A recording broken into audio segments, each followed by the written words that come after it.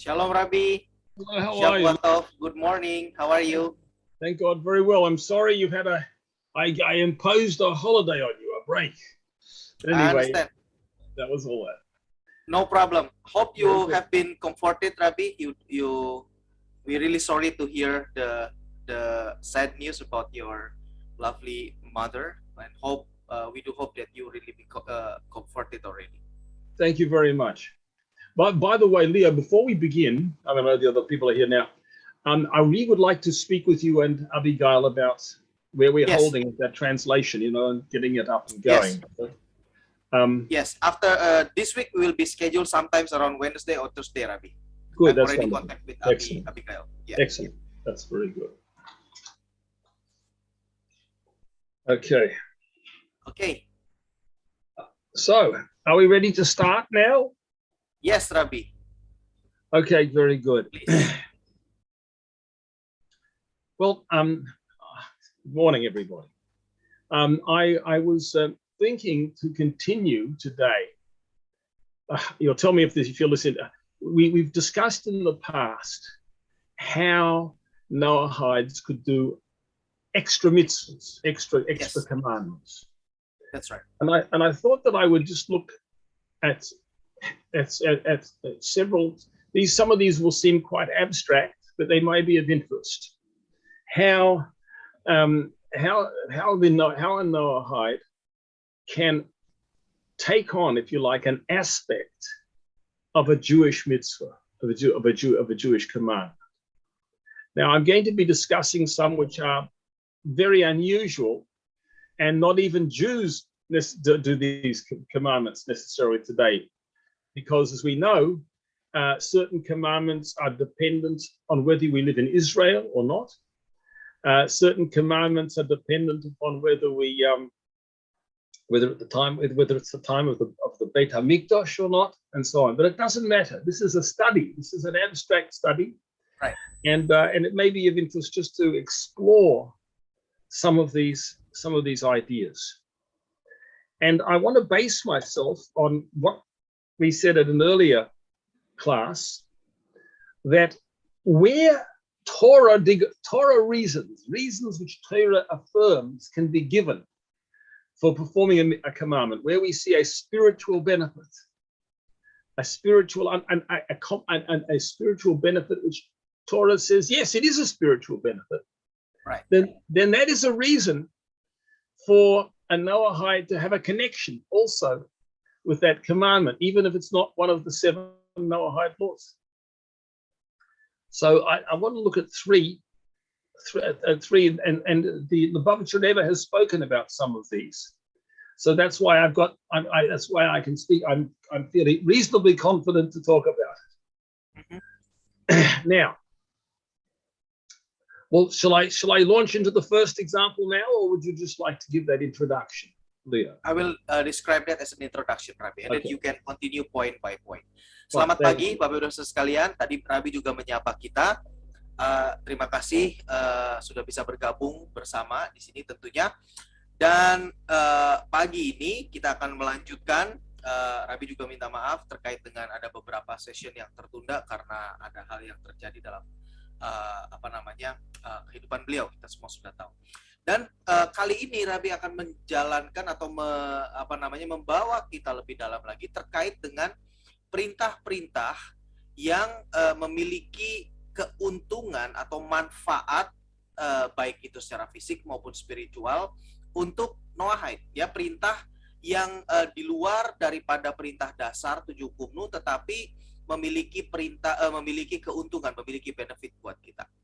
Oke. Nah, kita juga harus paham bahwa bagi orang Yahudi sendiri pun saat ini itu tidak semua 613 perintah itu bisa dijalankan, ya, karena ada beberapa hal. Contohnya adalah apakah mereka berada di dalam tanah Israel atau tidak, karena ada perintah-perintah tersebut bagi mereka yang hanya bisa dijalankan jika ada di tanah Israel. Nah, kalau mereka sekarang hidup tidak di luar daripada tanah Israel, mereka nggak bisa menjalankannya. Itu yang pertama. Yang kedua itu adalah juga tergantung daripada apakah ada atau tidaknya Beit HaMikdash. karena perintah-perintah tersebut terkait dengan Beit Hamikdash. Bila tidak ada Beit Hamikdash, walaupun mereka tinggal di tanah Israel, tidak bisa dilakukan, apalagi tinggal di luar tanah Israel.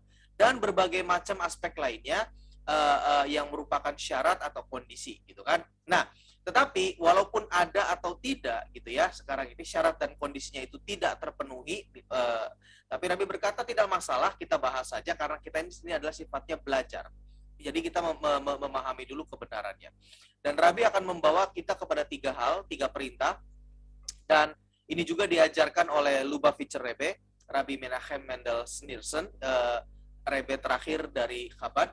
Nah, maka dari itu Rabi juga memiliki keyakinan karena beliau adalah otoritas yang tinggi, yaitu Lubavitcher Rebbe, sehingga dan Lubavitcher Rebbe ini juga mengajarkan bahwa 3 ini juga bisa berlaku untuk Noahide, untuk Bnei Noah.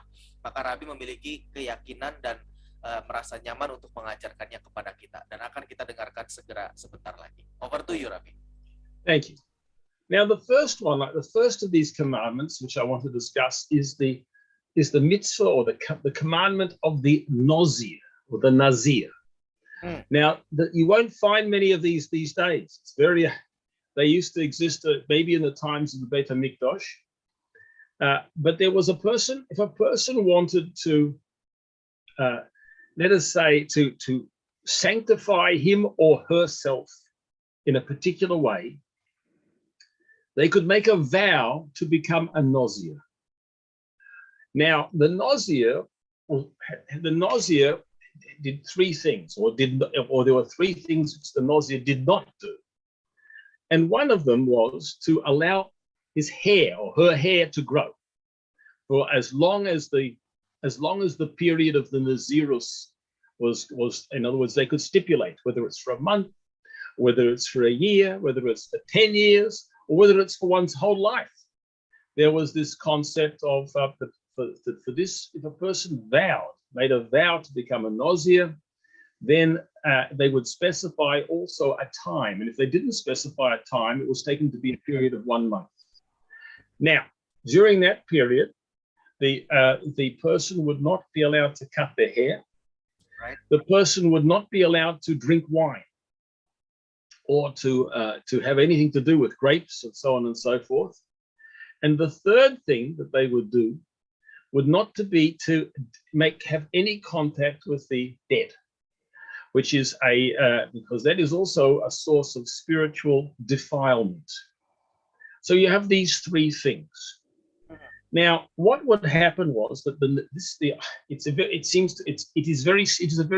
for us in this day and age, it's a very strange commandment, but there is no doubt that this was something which Hashem set forth for a person who wanted to accomplish a certain kind of self-purification. And as a matter of fact, even in our own even in recent years, there was a famous person who was a Nazir. He allowed his hair to grow, and that was it. He was a Nazir all of his life, and he didn't have wine and so on. All of those things. But it is one of the problems involved with that is that normally, there are certain sacrifices which are brought to conclude this period of a Nazirus, and this person he couldn't conclude it because he couldn't bring the korbanos. We don't have a temple at the present time. Anyway, It's a theoretical possibility. Now, the question arises: what happens if a Noahide takes a vow to become a Nazir? It's not prohibited at all. We know the only 2 things which the Torah says clearly. I mean, I won't go into that. We've discussed it in the past, but at all events, it's not prohibited. Now, what is the status of the Nazir, of a Noahide who wants to become a Nazir? So, the first thing is that the person, if they take a vow, then you have to do what they vowed to do. That's what a vow is all about. For example, not to cut his hair or her hair, not to drink wine, and not to defile oneself to the dead. So all of that takes place. All of that occurs just one second. All of that comes into effect. But the person is bound by that vow. Now, does that mean that a Noahide will actually acquire all of the characteristics which a Jew acquires when he or she becomes a Nozi?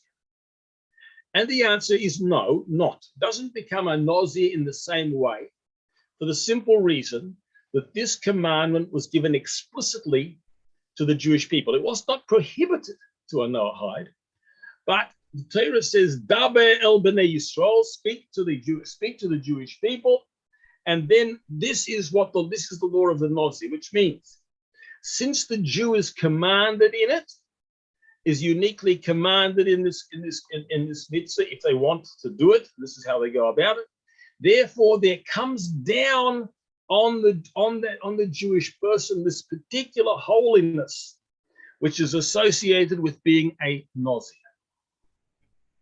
That will not necessarily happen with a Noahide, because the fact that we have a commandment means the fact that a commandment is addressed to a particular group of people means that therefore they can draw down upon themselves all of the significance of that command. Now, even amongst the Jewish people, we have differences. For example, Jewish women are exempt from many commandments which are time bound. In other words, which have a particular time to perform them. So for example, there is the commandment to wear tzitzit, for example, to wear the sweat strings. That is by day and not by night. Now, Jewish women are exempt from the commandments which are positive commandments and have a specific time. I mean, there are very important exceptions, but I won't go into all of that at the moment. So what would be then if a Jewish woman wanted to put on tzitzit? Well, she's allowed to. She's certainly permitted to.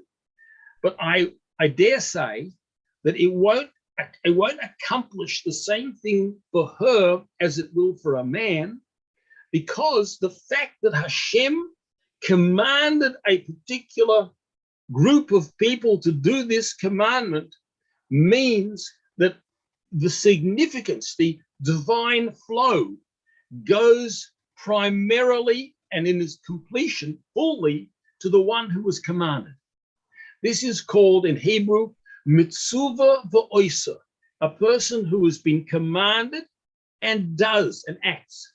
The very fact that there was a commandment to an individual, whether to Jewish men, but not to Jewish women, or to a Jew and not to a Noahide, means that the full.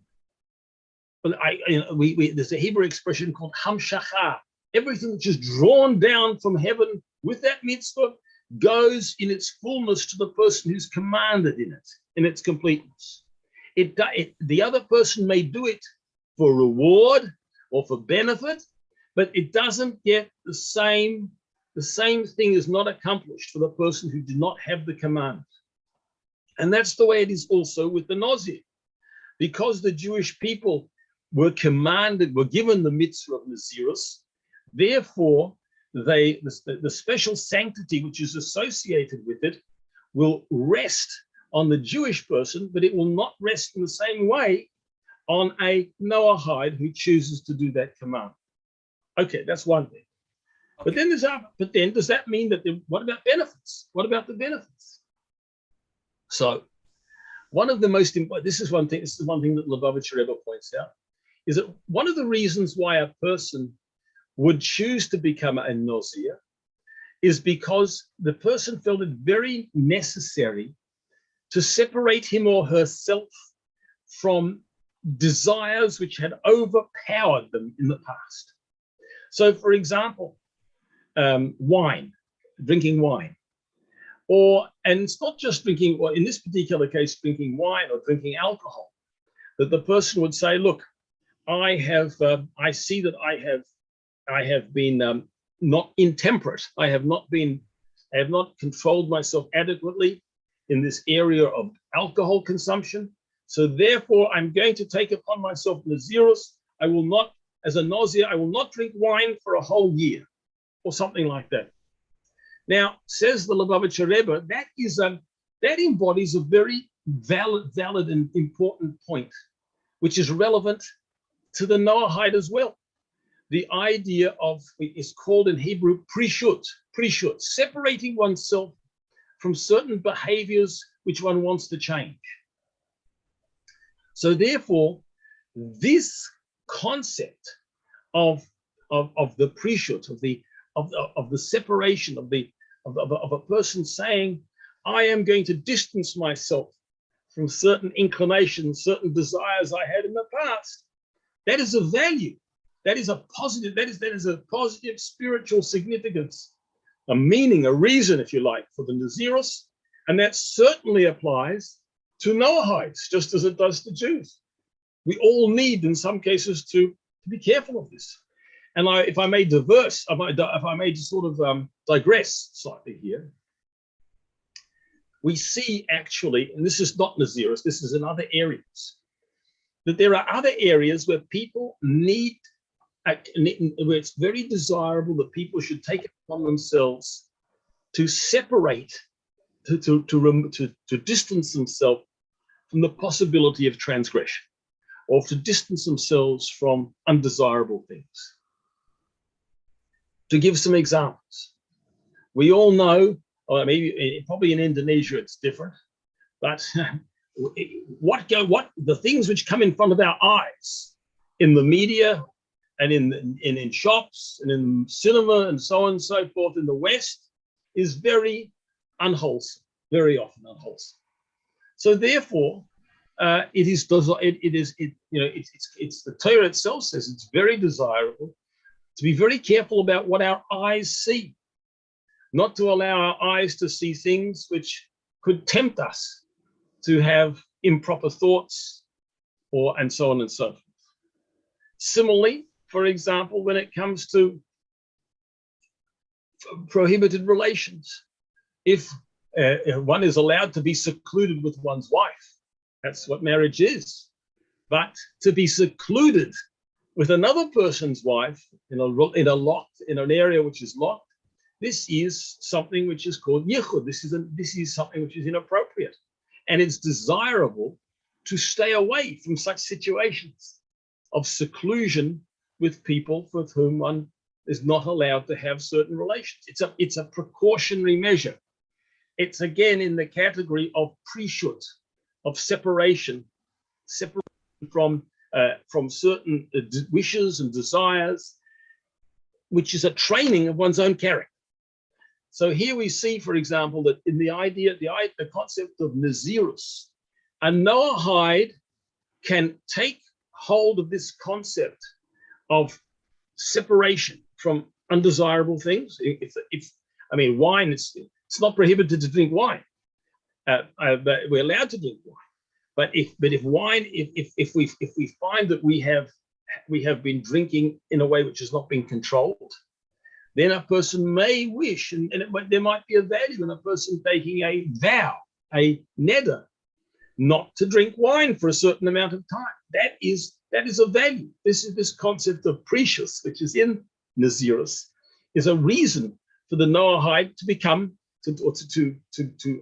take on that aspect of Nazirus itself. So that's one example I wanted to give. Even though, as I say, it's not a very practical example, because you won't find many Nazirim around today, if any, even amongst the Jewish people. But in theory, this is an example of a spiritual benefit, which in a particular Jewish mitzvah, which warrants a Noahide doing it too, if they want, if they wish. So that's one example. Maybe just you'd like to give that over. Oke, Rabbi, I'll translate that. Baik, Bapak Ibu sekalian, mitzvah ataupun juga perintah yang pertama yang akan kita jelaskan saat ini adalah, dan yang berguna secara konsep, sekali lagi secara konsep ya, buat kita, tadi Rabi menjelaskan, itu adalah perintah terkait nazir. Oke. Nah, mungkin kita sudah tahu atau ada yang belum, tapi yang jelas nazir ini sekarang sudah, ya boleh dikatakan tidak bisa dipraktekkan ya, karena seorang nazir itu, ini orang, kita bicara orang Yahudi ya, seorang nazir itu pada akhir masa nazirnya itu harus memberikan korban persembahan di Beit Hamikdash. Nah, sekarang Beit Hamikdashnya sendiri tidak ada, gitu kan? Jadi tidak bisa dilakukan, dan jangan coba-coba melakukan seperti itu. Oke, dan kita juga tahu bahwa tiga karakteristik atau ciri daripada seorang yang mengambil sumpah atau mengambil janji sebagai nazir itu adalah, yang pertama, dia akan membiarkan rambutnya itu tumbuh tidak tercukur, gitu ya, tidak boleh ada pisau cukur mengenai. Yang kedua, dia juga tidak meminum anggur, gitu kan, dan tidak ada hubungan, pokoknya yang berkaitan dengan minuman anggur itu harus dijauhilah, seperti itu ya. Dan juga tidak boleh kontak ataupun bersentuhan dengan orang mati, seperti itu, karena itu juga merupakan spirit of sumber daripada impurity ya, seperti itu. Oke, nah, secara konsep, secara umum Noahide itu boleh melakukan hal ini. Jadi mengambil konsepnya, gitu ya. Nanti kita akan coba tanyakan kalau misalkan lebih lanjut kepada Rabi secara prakteknya seperti apa. Oke. Nah, tapi secara konsep kita boleh melakukan, dan namanya di sini adalah konsep pemisahan, gitu ya. Nah, jadi Bapak Ibu sekalian, mungkin ya, ini contoh dari Rabi yang tadi dijelaskan kepada kita. Mungkin ada orang-orang tertentu yang merasa bahwa di dalam selama hidupnya yang sudah dia lewati, mungkin sekarang dia udah berusia 40, 50 tahun atau 30 tahun, tapi selama masa mudanya dia tidak bisa mengkontrol dirinya, gitu kan? Dia tidak bisa kontrol dirinya, dan dia kalau misalkan dekat-dekat dengan anggur gitu, udah nggak bisa nahan aja, dan setelah itu kan pasti mabuk, gitu ya, dan lalu setelah itu lepas kontrol. Nah, perlu dipahami di sini bukan karena alkoholnya yang bermasalah, tidak, tetapi kemampuan dirinya untuk mengontrol ketika terkait dengan konsumsi alkohol. Artinya ini orang dengan contoh tadi tidak bisa menahan kalau nggak minum banyak, itu aja, gitu kan. Ada kan orang-orang demikian ya. Kalau mungkin kayak contohnya, saya ambil contoh diri pribadi saya sendiri lah. Saya juga minum alkohol, gitu kan, tapi saya bisa membatasi diri. Baruch Hashem sampai dengan sekarang nggak pernah aneh-aneh. Tapi ada orang-orang tertentu yang kayaknya tuh seperti nggak tahan, gitu. Kalau nggak mabuk nggak selesai. Nah, orang-orang demikian bila mana dia ingin memperbaiki dirinya, ya dia harus memisahkan. Nah, ada level-level tertentu sampai dengan akhirnya dia harus memisahkan dengan sumpah, yaitu dengan yang namanya nazir, gitu kan, karena dia berkata bahwa aku tidak mau lagi segala macam. Nah, dengan seperti ini contohnya, gitu Bapak Ibu sekalian ya. Nah, tetapi konsep yang perlu kita pahami di sini adalah konsep pemisahannya itu ya. Kita itu harus bisa memisahkan diri, harus bisa berkata tidak, harus bisa keluar daripada hal-hal yang akan bisa membuat atau berpotensi membuat kita melanggar. Tadi contohnya satu adalah anggur, gitu kan. Bila mana ada tendensi ke arah penyalahgunaan, ya kita harus segera minggir, jangan sampai kita dekat-dekat, gitu kan. Ya, yang kedua tadi Rabi memberikan contoh konsep yang bagus yang harus dipraktekkan oleh kita seorang sebagai Noahide, itu adalah menjagai mata kita, gitu kan. Ya, tadi Rabi berkata mungkin di Indonesia tidak terlalu, ya, secara tampilan manusianya, orangnya, lingkungan sekitar kita emang tidak terlalu seperti di negara barat, gitu kan. Nah, tetapi dengan akses media, dengan akses informasi melalui handphone kita, melalui komputer, melalui apapun, itu hal-hal yang tidak berkenan tersebut, hal-hal yang vulgar, itu bisa diakses. Nah, itu kita harus jagai, Bapak Ibu sekalian.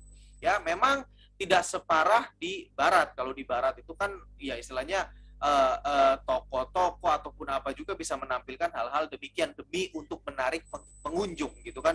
Memang karena memang mungkin mereka cara jualannya demikian. Tapi di kita kan tidak. Nah, tetapi tetap ada, kita semua juga tahu, kita semua juga paham, konten-konten media itu juga harus kita membatasi diri kita. Jangan sampai kita ya malah akhirnya terjerumus ke sana gitu kan. Jangan pernah berkata juga bahwa kita bisa, kita kebal, kita kuat segala macam. Enggak. Kata Rabi berkata bahwa kita harus memisahkan diri gitu loh. Kita harus memisahkan diri. Ya. Nah, dari seperti itu. Nah, jadi ini yang penting kita lakukan. Ini yang penting sekali, konsep yang penting yang harus kita pahami bahwa sekarang ini walaupun nazir tidak berlaku, artinya konsep kenaziran memisahkan dari hal-hal yang berpotensi untuk menjatuhkan atau untuk membuat kita melanggar Taurat. Itu kita harus ambil, itu benefitnya. Itu yang harus kita pelajari. Seperti itu, Bapak-Ibu sekalian. Over to you, Rabbi. Thank you. Now, another case is in the matter of sacrifices. Once again, I'm sorry, it's not practical at the present time. It's theoretically, it's not practical, but the truth of the matter is that really, even today, it would be possible for a Noahide to bring a sacrifice. But again, it's a complicated matter. And I think we would say we'll wait for Mashiach to come before we do that, because there are certain rules associated with it. Yeah. At all events, and another reason is because now a Jew can only bring a sacrifice now in the Holy Temple, in the Beit HaMikdash, whereas a Noahide is theoretically allowed to bring a sacrifice even on a private altar.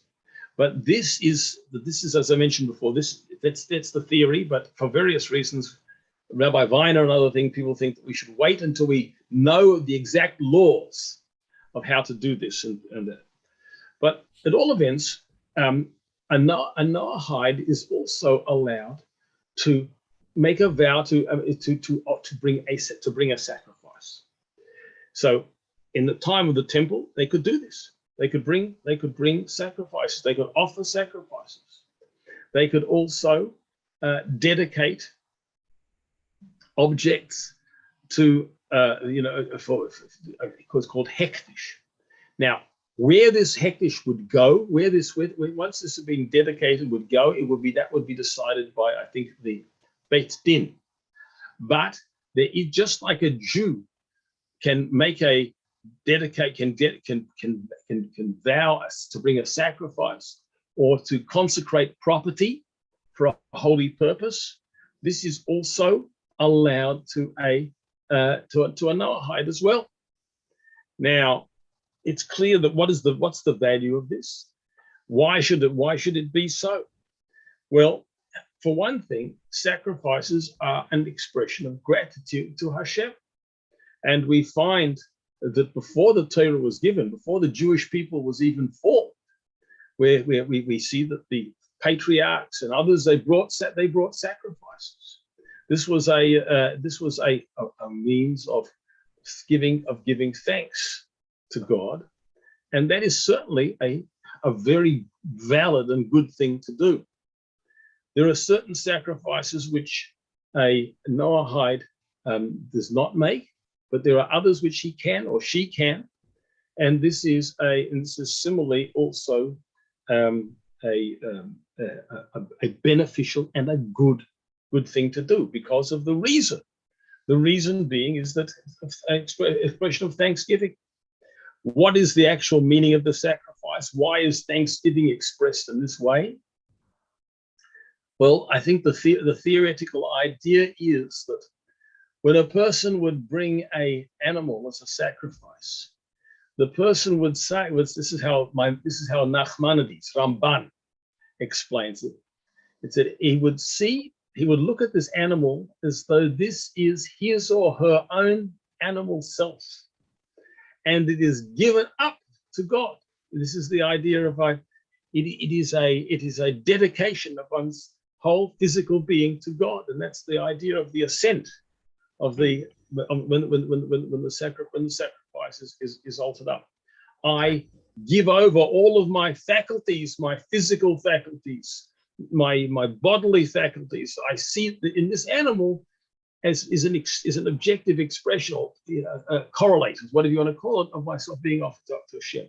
That is a clear value, and even though it's very, very strange nowadays, because we're not used to thinking about things like this. The world doesn't have the world, finds it very difficult to comprehend the idea of sacrifices. Well, that's the way the world is. The world will learn again what it's all about. We have to understand these things. But this is also another area of this is also another value, which is a reason, if you like, for a Noahide to bring these sacrifices and to consecrate property for holy purposes.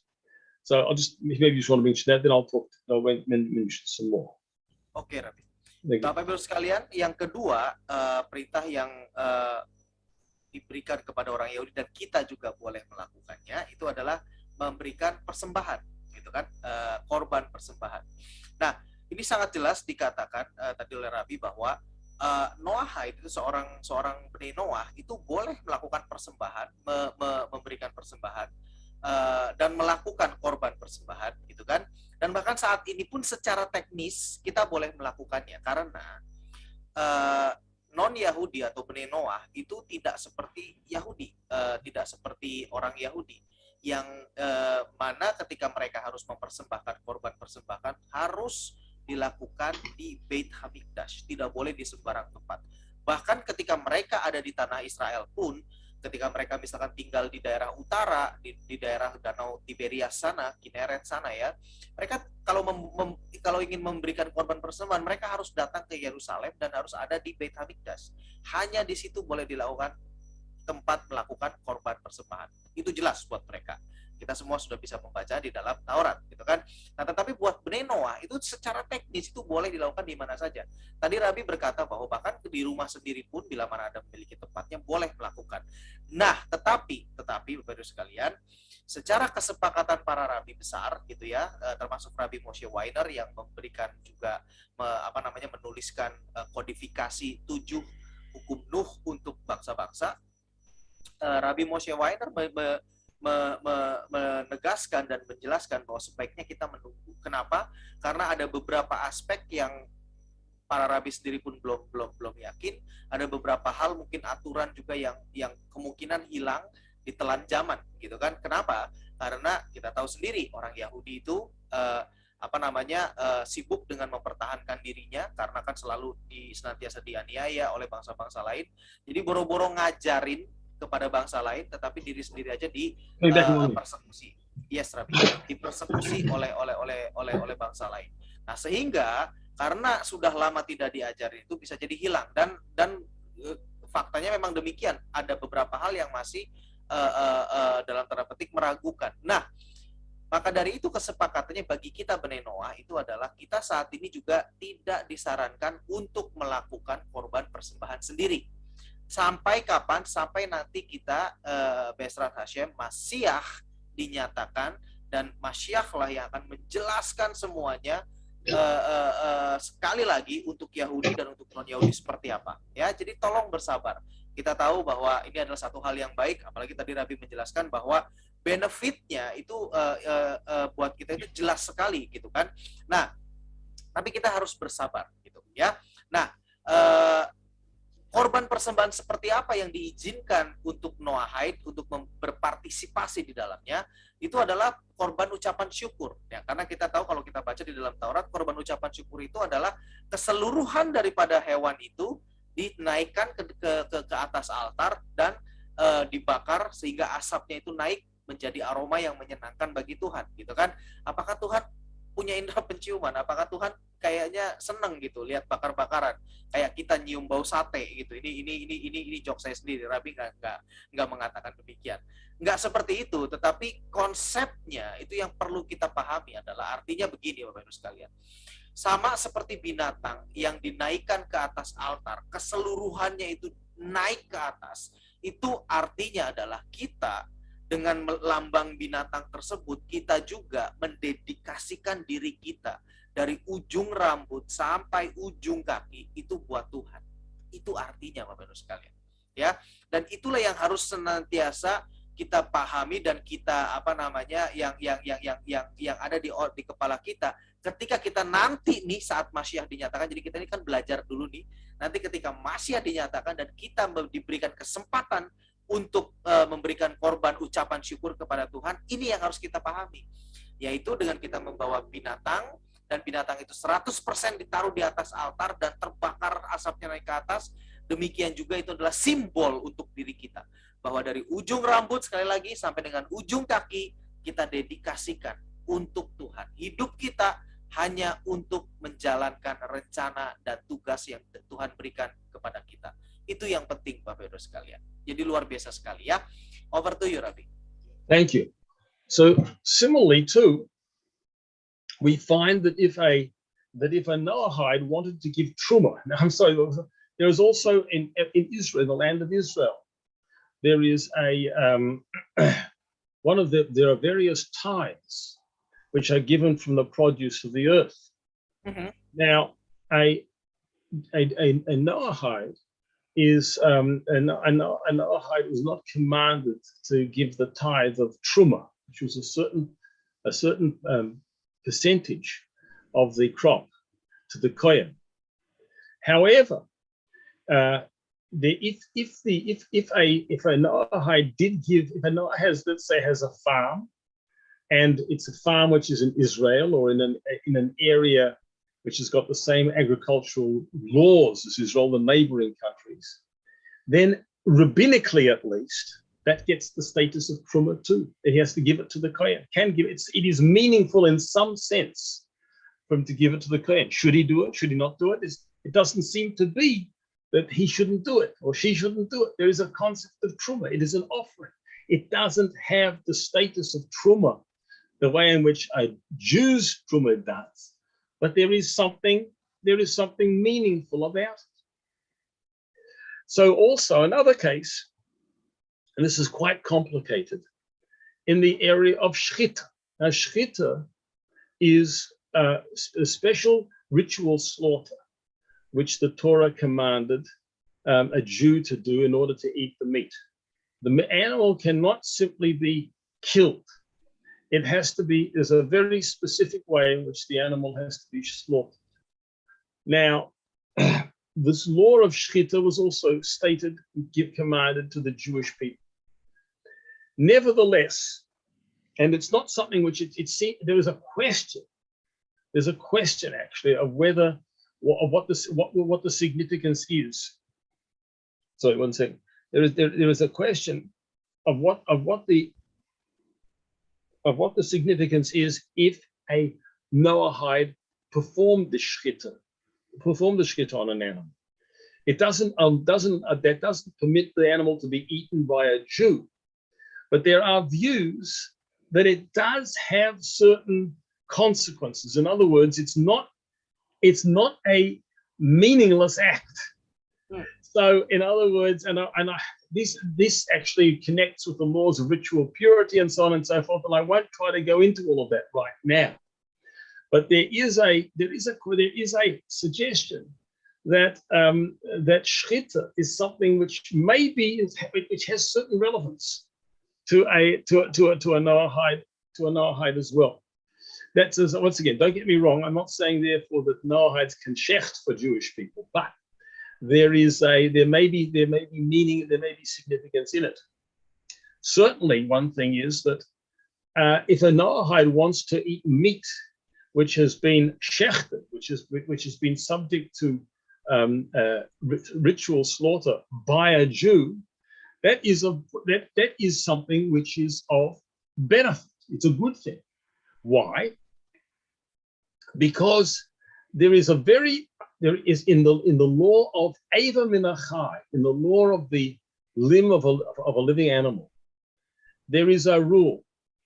Now, the rule is as follows. We know the animal has to be has to be dead before one can separate meat from the body. If the animal, for example, was still moving and part of the animal was cut off at that point, for example, in an abattoir, if they started cutting up the meat before the animal stopped moving, after it had been killed, then that could still be Eva Minachai. Ya. The animal for an animal to be for an animal to be permissible, for meat to be permissible, for a Noahide, the animal has to be completely stilled. It has to be dead and motionless when the meat is removed. Now, or else, for example, if the head's cut off, then that's the equivalent of the animal being dead without question. However, in the case of where there was a shchita, where there was a shchita by a Jew of an animal, then even if the meat was taken, which it shouldn't have been done, but even if the meat was taken from the animal while it was still moving after the shchita, it's not Eva min achai. In other words, there's a special virtue in a Noahide eating meat which has been shechted. Now, don't get me wrong; they don't have to. It's not necessary. Yeah. It's not necessary, because we could presume that in most abattoirs, slaughterhouses, the animal is dead, completely dead before they start cutting the meat. But if a person wanted to take on an extra precaution, right, an extra stringency to eat the meat, only and they're worried maybe the animal wasn't motionless, and they took it down. Then if they eat meat which had been shechted by a Jew, then there is no problem. In other words, the shechita has an extra power in it, so to speak, over the regular slaughter. So this is a bit abstract, but at all events, I just want to bring out that that's a reason why meat which has been shechted has there's a value to it. There's a value to it even for a Noahide, even though it's not required. It's not mandatory in any way whatsoever, because of the power of shechita, what it is that shechita can actually accomplish. It's also, it's a very lot of mystical reasons. The laws of kashrut in general are mystical. They're deep. They're spiritual. But to the extent that we can understand them and appreciate them, and these are reasons which, as I mentioned before, reasons which Torah gives, reasons which are valid reasons according to Torah, then a Noahide quite reasonably might want to take it on and would be certainly allowed to take it.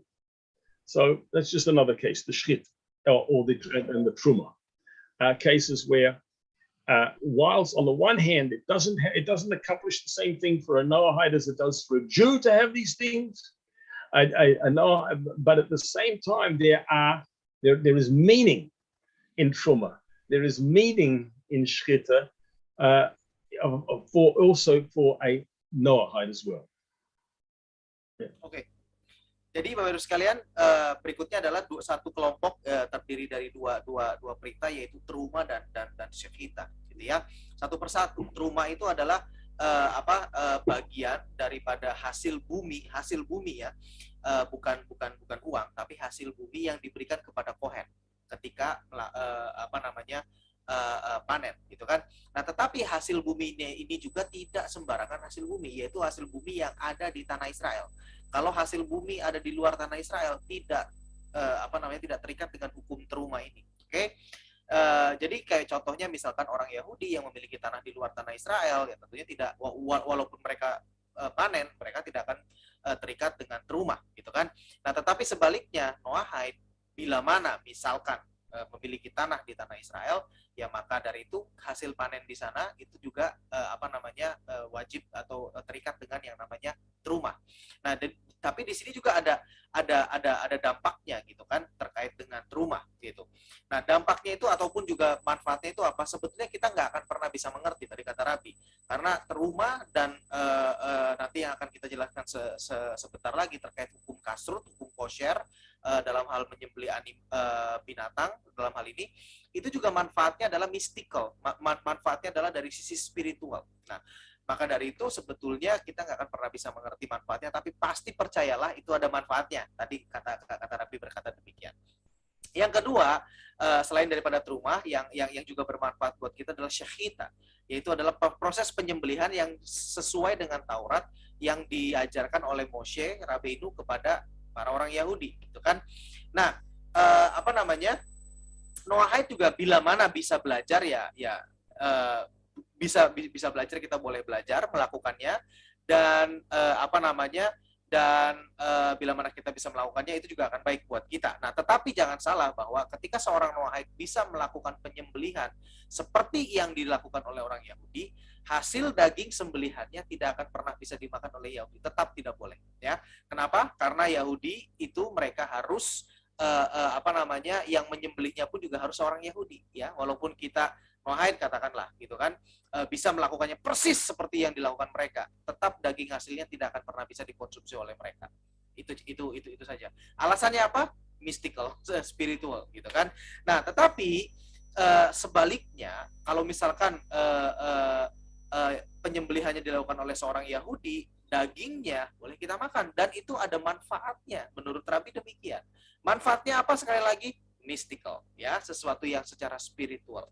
Seperti itu, Bapak Ibu sekalian. Ya, jadi secara aspek teknis ini karena kita sedang belajar, ya, bila mana seorang Noahide melakukan penyembelihan biasa, bukan penyembelihan seperti orang Yahudi, ya, melakukan penyembelihan biasa seperti di rumah-rumah penyembelihan hewan yang sekarang kita lakukan. Itu apa namanya, sebelum dagingnya itu dipotong-potong, bagian-bagian tubuh hewan itu dipotong-potong untuk diambil dagingnya, itu harus dipastikan bahwa hewan tersebut tidak bergerak, ya, artinya tidak ada gerakan lagi, gitu kan, benar-benar diam. Artinya itu untuk memastikan bahwa hewan tersebut sudah mati, baru setelah itu boleh dipotong-potong. Nah, tetapi bila mana katakanlah baru disembelih masih bergerak-gerak gitu, ya, masih meregang-regang seperti itu, lalu sudah dipotong-potong, nah itu masuk ke dalam yang namanya Eiver min Hachai, yaitu adalah bagian daripada hewan yang dipotong ketika masih hidup, seolah-olah seperti itu, ya. Jadi itu bedanya. Tapi bila mana si hewan tersebut dipotong atau disembelih dengan proses sehita, itu walaupun hewannya masih bergerak, itu apa namanya, bagian-bagian tubuhnya itu tetap boleh, sudah boleh diambil untuk diambil dagingnya, karena ada alasan tertentu proses penyembelihan ini yang makanya sudah yang begitu sudah dilakukan dengan benar, begitu, ya, setelah disekitanya dilakukan dengan benar, lalu walaupun masih bergerak, itu sudah dipastikan secara spiritual bahwa hewan tersebut tidak merasakan sakit dan tidak akan apa namanya, sudah dikatakan technically meninggal. Jadi proses kita walaupun cuma penyembelihan gitu, ya, tetapi itu levelnya itu sama dengan seolah-olah seperti kepala daripada hewan itu terpotong total gitu loh. Jadi benar-benar dikatakan mati seperti itu, Bapak Ibu sekalian, ya. Nah, tapi sekali lagi ini adalah apa namanya, teknis gitu kan. Nah, kita di sini tentunya kita tidak melakukan itu, dan apa namanya, ini hanya untuk pengetahuan kita karena sebetulnya ini adalah ada manfaat atau benefitnya. Over to you. Thank you. So there are there are other cases too here. I won't go into all of it, but yeah. But also we know, for example, that the produce of a tree for the first 3 years is called orla. Now, after there's one of the Jewish people were commanded not to eat the fruit of the fruit which is produced in the first 3 years from a tree. On the 4th year, it's called neteravoi, and that fruit can be eaten, but is eaten in Jerusalem. Now, what happens if a Noahide has this produce, and let's say living in the land of Israel, and then what is the status also of the 3 years and in the 4th year? The 4th year too, and there is a discussion too that the produce of the Noahide also has this sanctity in its 4th year, called neteravoi, should be taken to Jerusalem, or whatever it is, whatever the rule is, I don't know. But so, to be honest with you, this is new ground for me as well. But we do see that there are in the agricultural laws, in the laws of sacrifices, in the area of shchita, in the area of Nazirus. All of these are areas which you think are not the normal practical area of the Noahide. The Noahide laws are very practical laws. Don't kill, don't steal, justice, believe in God, treat God with respect, laws of personal family morality, and so on and so forth. And yet, here we have a whole group of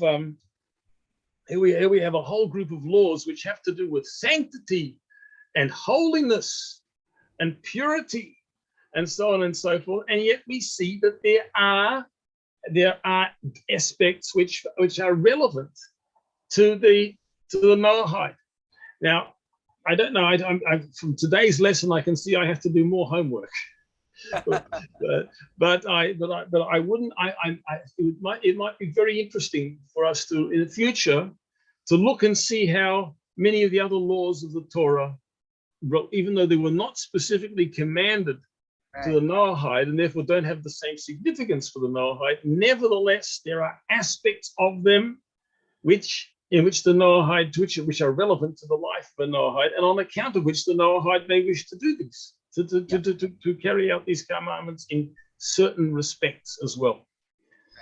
So that's basically what I have to say. And are there any questions? Yeah, Rabbi. Actually, I have questions. Let me offer this to the audience first. Bapak Ibu sekalian, Rabbi selesai tadi bahwa sebetulnya yang kita pelajari saat ini memang secara mendasar Noahide itu kita sudah jelas ya, kita harus memiliki 7 hukum itu tadi dijalankan, mulai dari moralitas pribadi, moralitas keluarga, bagaimana kita memperlakukan sesama, itu jelas, itu wajib harus kita lakukan. Itu sangat mendasar. Tapi kayak tadi hukum nazir, hukum persembahan, teruma, syifita, itu sesuatu yang sekarang ini kita juga belum jelas seperti apa tadi Rabbi katakan juga. Saya harus melakukan banyak sekali PR untuk menjelaskan, tapi pasti ada benefitnya gitu kan. Nah, sekarang kita lagi belajar ke sana gitu kan, nanti sambil kita menyongsong kedatangan Masyiah. Nah, bila mana ada pertanyaan dari penjelasan Rabbi tadi, silakan Rabbi sekalian. Mau bicara sendiri silakan, mau diketik juga silakan, nanti saya akan terjemahkan. Nah, sementara itu saya akan tanyakan dulu 2 pertanyaan kepada Rabbi sambil menunggu pertanyaan dari Bapak-bapak Ibu sekalian semua. Ya, Rabbi, there are 2 questions. First is about the shechita, about us here. Okay, we know that Noahide is not obligated to eat kosher and not to perform a shechita as per what the Jews did, right? But we do know in a context of Indonesia as a whole country, where majority is Muslim, and then the government also impose regulation that all the animals that is sold in a market needs to be slaughtered properly according to whatever the Muslim standard are, something like that, right?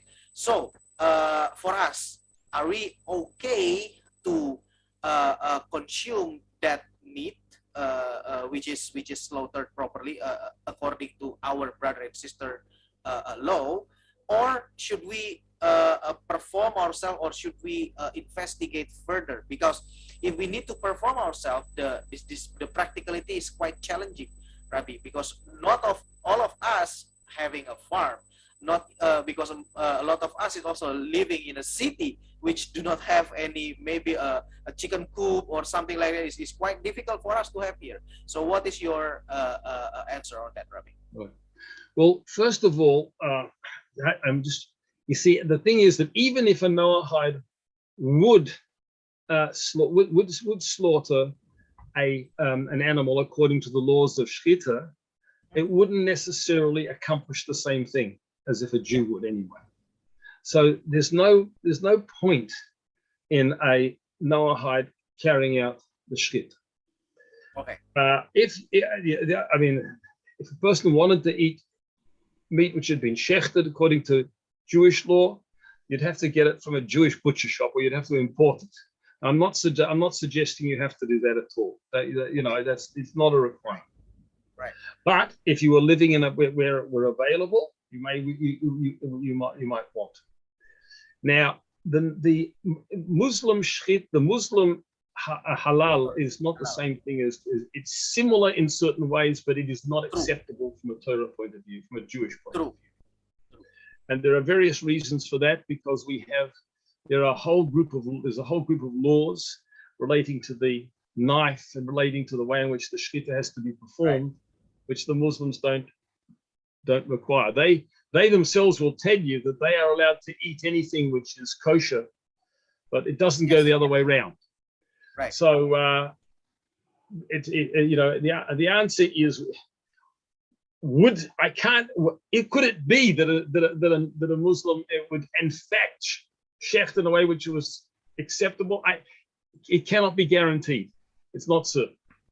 So there's not really a great deal of, it doesn't really, I don't think, we cannot assume that it's the same, that it's achieving the same thing at all.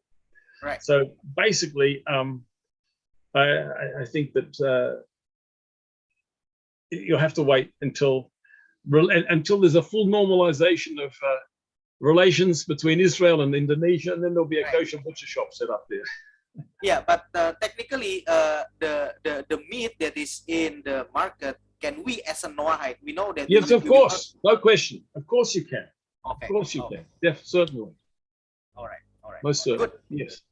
Baruch Hashem. Second is about the Nazir, Rabbi. So, from what we understand, definitely the Nazir that is for us is the concept, which is the separation, right? We need to always guard ourselves from whatever it is that can potentially drag us down into a non-holy living, correct? So, but the question is, it is definitely to the technicality when it is applied to the Jewish people.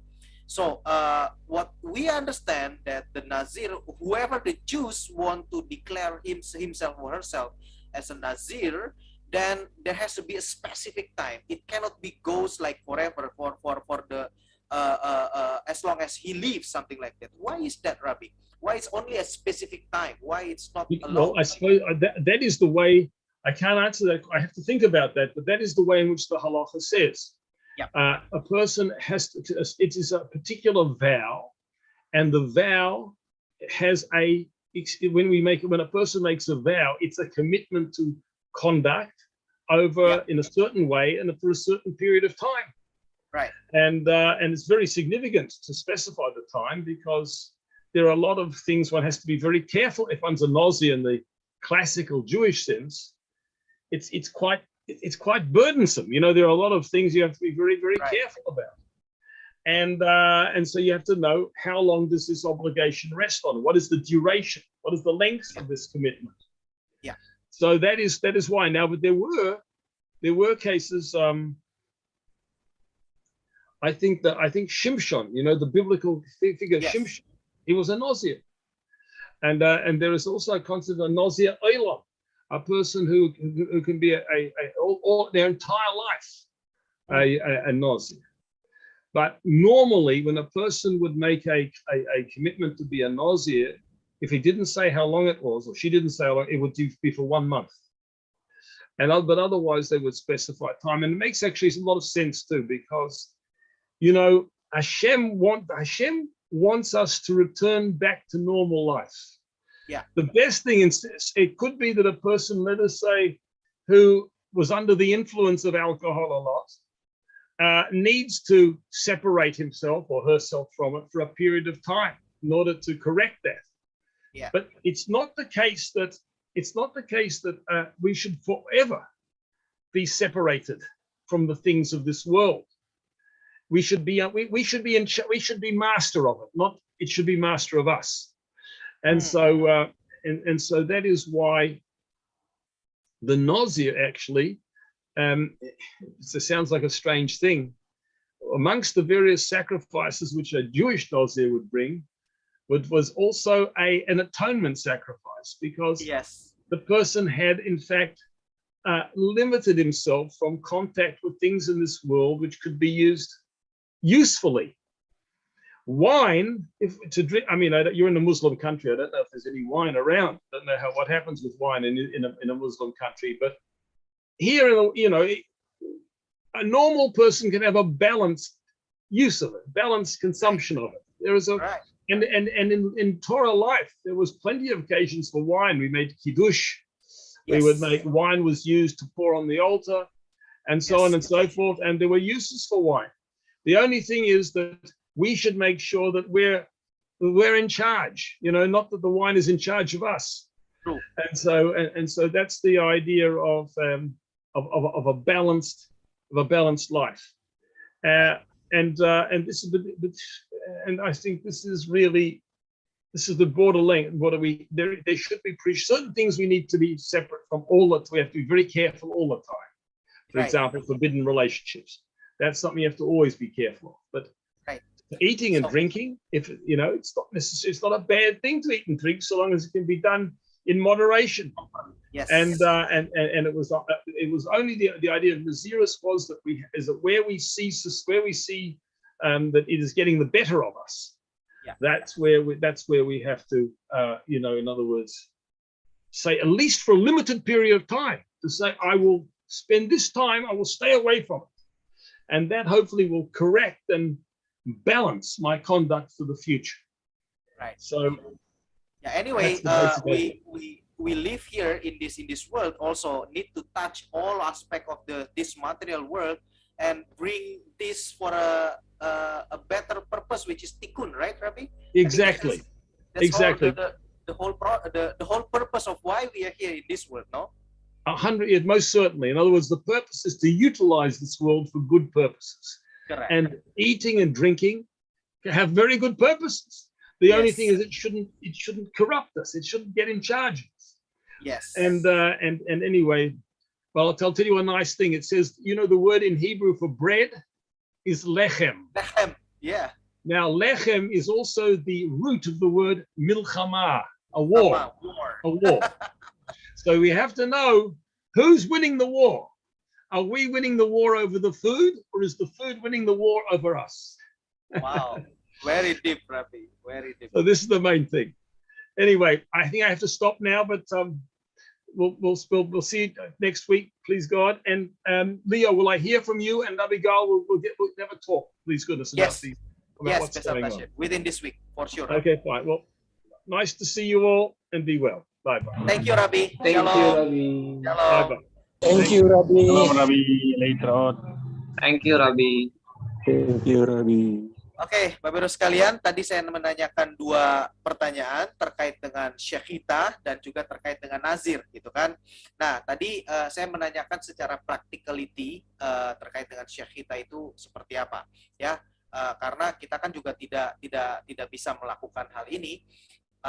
Dan yang kedua, tentunya yang saya tanyakan juga, apakah daging yang ada di pasar itu oke untuk kita makan. Nah, Rabbi menjelaskan dengan 2 poin ini. Yang pertama adalah Rabbi menekankan sekali lagi ada manfaat bila mana kita makan daging kosher, Bapak Ibu sekalian. It's okay kalau kita memang bisa, tapi kalau kita tidak tersedia gitu ya daging tersebut ya tidak bisa dipaksakan, dan bukan merupakan kesalahan bila mana kita tidak makan daging yang disembelih secara Yahudi, gitu kan? Ya. Dan yang kedua, Rabbi berkata bahwa walaupun kita bisa melakukan, tadi kan Rabbi sudah jelaskan, melakukan syekhita, proses penyembelihan, sebagaimana seorang Yahudi lakukan, hasilnya itu tidak akan sama dengan apa yang dilakukan oleh orang Yahudi. It is what it is, gitu kan? Ini adalah masalah daripada kepada siapa diperintahkan, disitulah makanya pasti Hashem akan memberikan sesuatu. Sebetulnya ada satu hal yang tadi mungkin kelewat diterjemahkan di bagian awal, Bapak Ibu sekalian, terkait dengan perintah. Jadi gini, Bapak Ibu sekalian, ketika perintah itu ketika perintah itu diberikan kepada segolongan tertentu, gitu ya, maka ketika golongan tersebut melakukan perintah itu, maka manfaatnya itu akan paling besar. Artinya dia bisa menarik turun kepenuhan daripada potensial yang ada terkait dengan perintah tersebut. Nah, orang lain yang melakukan hal yang sama persis karena tidak diperintahkan, itu nggak akan pernah bisa. Ada manfaatnya, pasti ada manfaatnya. Tetapi tidak akan pernah bisa 100% seperti orang Yahudi melakukan. Nah, di dalam perintah Yahudi sendiri pun itu demikian. Contohnya adalah perintah yang diberikan kepada laki-laki untuk mengenakan tzitzit, dan perintah ini bersama dengan perintah-perintah lainnya yang harus dilakukan di dalam waktu tertentu gitu ya, ada batasan waktunya, itu tidak wajib bagi wanita, bagi perempuan Yahudi gitu kan. Contohnya tadi itu tzitzit gitu kan. Tzitzit itu harus dikenakan di siang hari ketika matahari masih terlihat.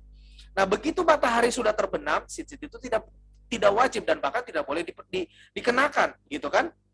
Nah, perintah tersebut tidak wajib dilakukan oleh wanita. Nah, pertanyaannya bagaimana bila wanita mengenakan tzitzit?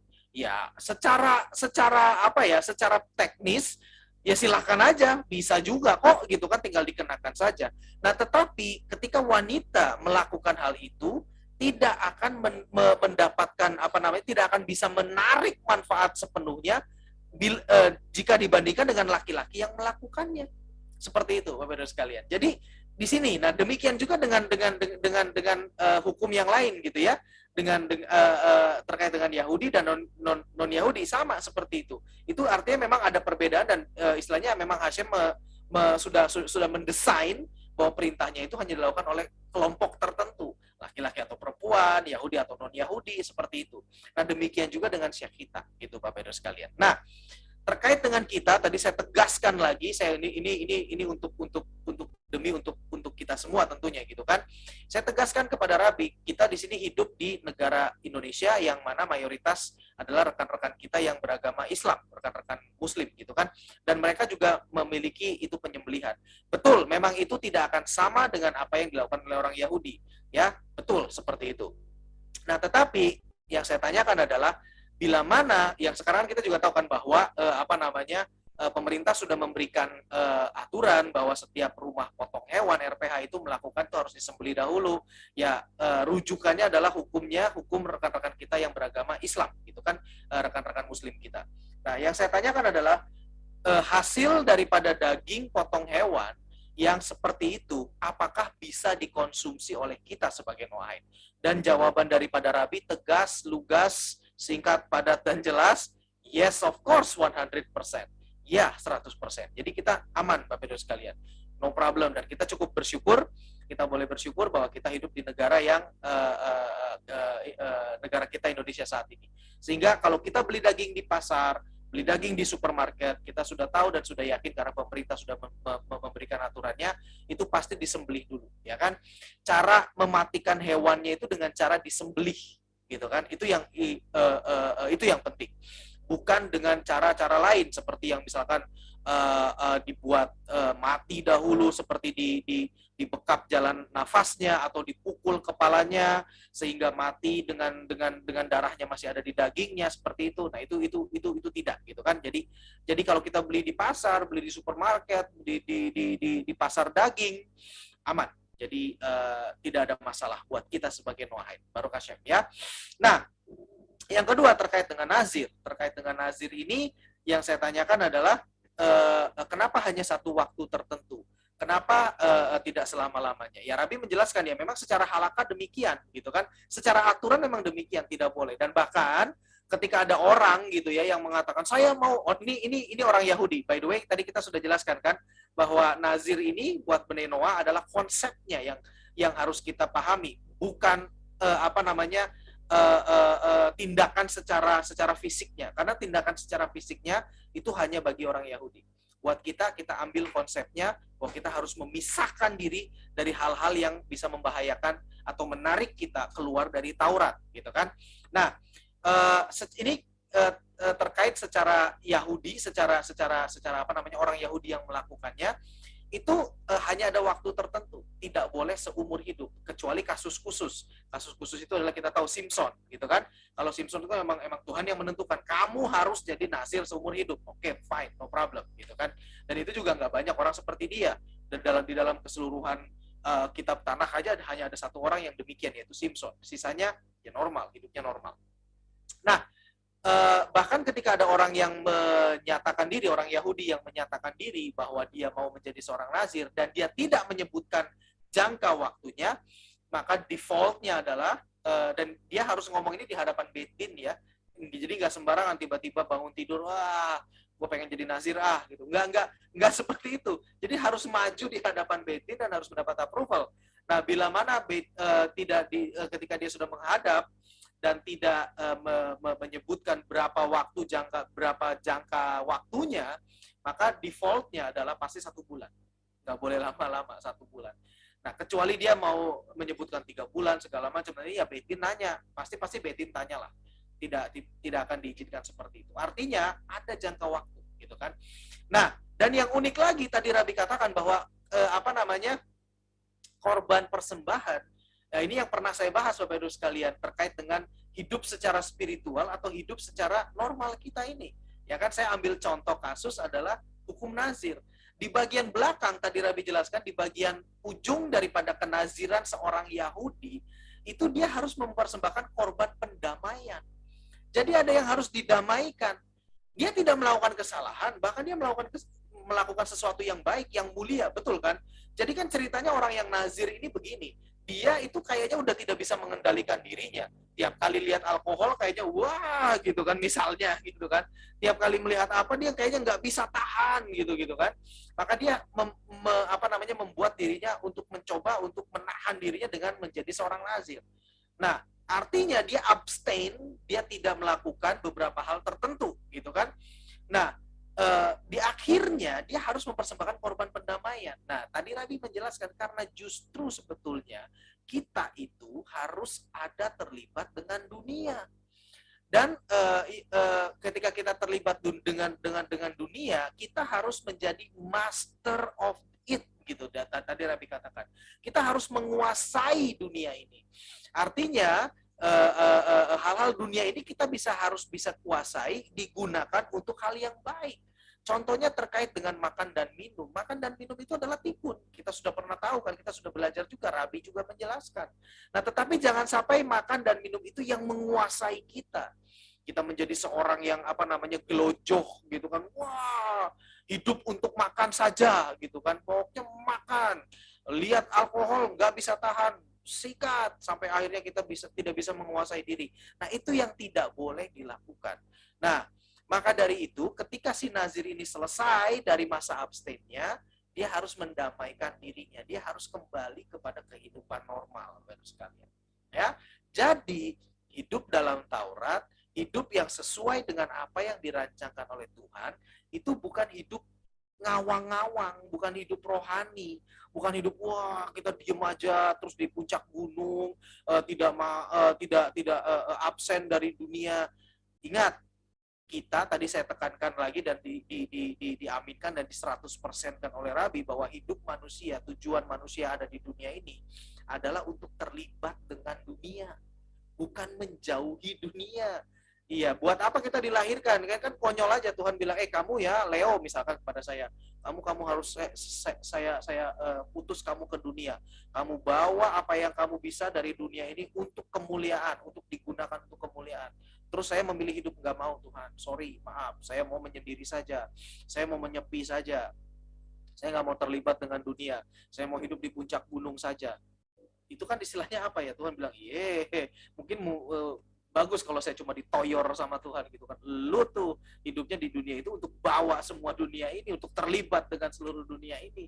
Kamu kok malah menyepi sendirian begitu nggak jelas. Jadi pahami ya.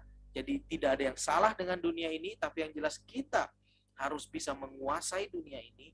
Kita harus bisa mengontrol semua ini, gunakan semuanya untuk tikkun, untuk kemuliaan, untuk digunakan kepada hal yang lebih baik, yaitu untuk kemuliaan Tuhan. Seperti itu. Baik, Bapak Ibu sekalian, terima kasih atas waktunya. Dan bersama dengan Rabi Cowen kita akan bertemu kembali minggu depan di jam dan waktu yang sama setiap hari Minggu pukul 7.30 waktu Indonesia Barat. Dan untuk komunitas Bnei Noah Indonesia tentunya kita akan senantiasa mempelajari lebih dalam terkait dengan pengajaran Torah setiap hari Jumat malam. Terima kasih. Sekarang saya bisa katakan bahwa silakan kembali kepada aktivitas masing-masing Bapak Ibu sekalian. Selamat menempuh kehidupan hari ini dan Shavuot Tov untuk kita semua. Shalom.